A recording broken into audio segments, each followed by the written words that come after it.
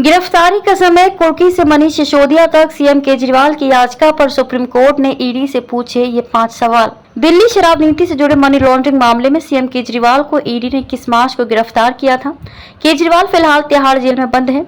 दिल्ली शराब नीति से जुड़े मनी लॉन्ड्रिंग मामले में गिरफ्तार सीएम अरविंद केजरीवाल की याचिका पर सुप्रीम कोर्ट ने ईडी से कई सवाल किए। कोर्ट ने केंद्रीय जांच एजेंसी से शुक्रवार 3 मई तक जवाब देने के लिए कहा है। कोर्ट ने जीवन और स्वतंत्रता को बेहद अहम करार देते हुए लोकसभा चुनाव से पहले केजरीवाल की गिरफ्तारी के समय को लेकर सवाल उठाते हुए ईडी से जवाब देने को कहा। साथ ही कोर्ट ने केंद्रीय जांच एजेंसी से कई अन्य सवाल भी किए। जस्टिस संजीव खन्ना और जस्टिस दीपांकर दत्ता की बेंच ने केजरीवाल की गिरफ्तारी को चुनौती देने वाली याचिका पर सुनवाई मंगलवार 30 अप्रैल 2024 को जारी रखी। इस दौरान बेंच ने ईडी की ओर से पेश अतिरिक्त सॉलिसिटर जनरल एसवी राजू से कहा कि हमारे कुछ सवाल हैं और हम चाहेंगे कि अपना पक्ष रखते समय इनका आप जवाब दें। पहला ये कि पीएमएलए पर इस कोर्ट के कई फैसलों के मद्देनजर बिना किसी न्यायिक कार्यवाही के क्या ईडी आपराधिक कार्यवाही शुरू कर सकती है।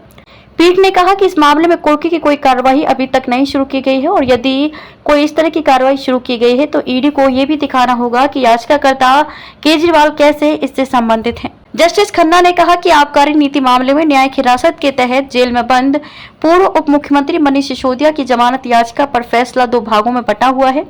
पहला भाग सिसोदिया के पक्ष में था और दूसरा भाग उनके खिलाफ था।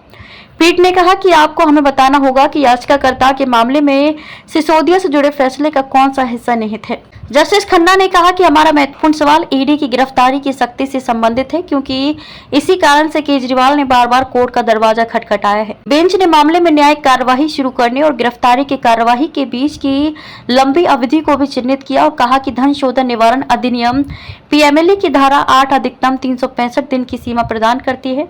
कोर्ट ने ईडी से केजरीवाल की उस याचिका पर सुनवाई की अगली तारीख पर जवाब देने के लिए कहा जिसमें उन्होंने कथित शराब नीति मामले से जुड़े मनी लॉन्ड्रिंग केस में अपनी गिरफ्तारी को चुनौती दी है। दरअसल मामले में 21 मार्च को गिरफ्तारी के बाद केजरीवाल न्यायिक हिरासत के तहत तिहाड़ जेल में बंद है।